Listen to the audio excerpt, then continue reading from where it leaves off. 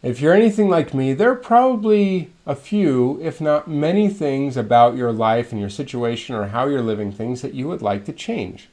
That could be health, relationships, your work or profession, your depth of faith or spirituality.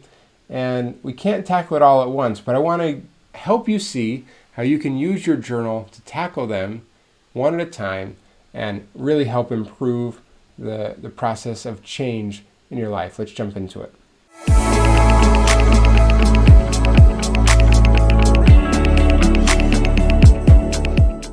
I know there have been many times where I've said, I'm going to make all these changes, and I try and change 3, 5, 10 things all at once. I'm going to improve my health and my eating and spend more time connecting to God and this and that and the other and all these different things that I want to do all at once.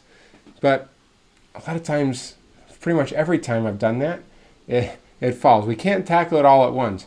But there's a concept called a keystone habit that psychologists have identified, and it's something that can be a keystone, a main platform or solid foundation that can influence multiple, if not all, areas of life. And one of those keystone habit opportunities is the habit of journaling. If done well, it can influence virtually every single area of your life. Let me just give you a few ideas.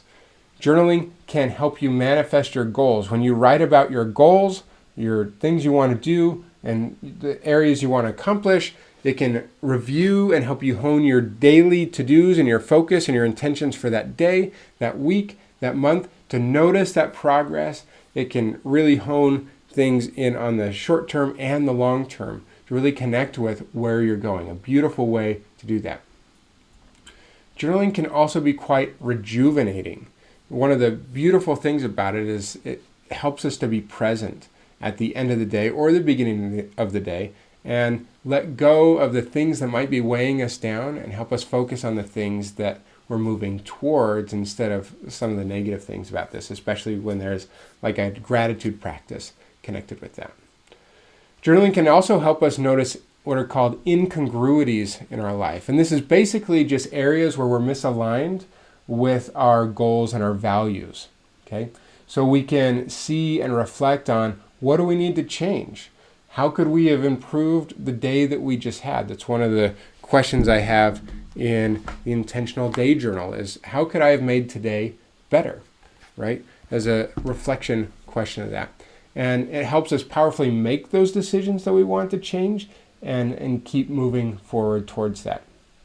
We've talked about gratitude a lot of times, but I want to double click on this one more time. Journaling enhances gratitude, and gratitude increases happiness and fulfillment and resilience, a lot of other things. So no matter what you do, make sure gratitude is included in your journaling practice. There's so many benefits to gratitude: increased happiness, health.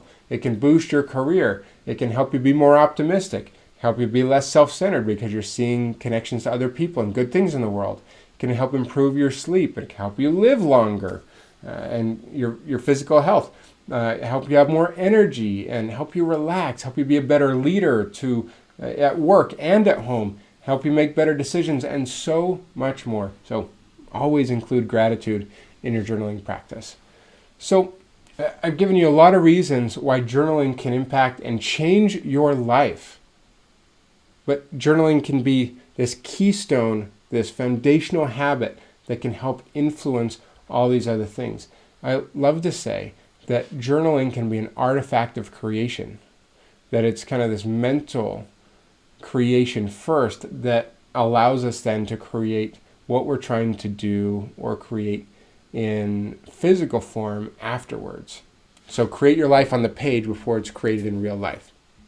So if you're not journaling right now, I encourage you to do that. Perhaps the intentional day journal is one of the best ways to do that. We'll link in the description below. And also, if you want something simpler, you say, hey, I just want to know where to start. I'm brand new. I've got the 7-day journal reset, which we'll link to here as well, that can guide you through 7 days, just 1 week. Just try it out for 1 week. That'll help you start your journaling habit today, right?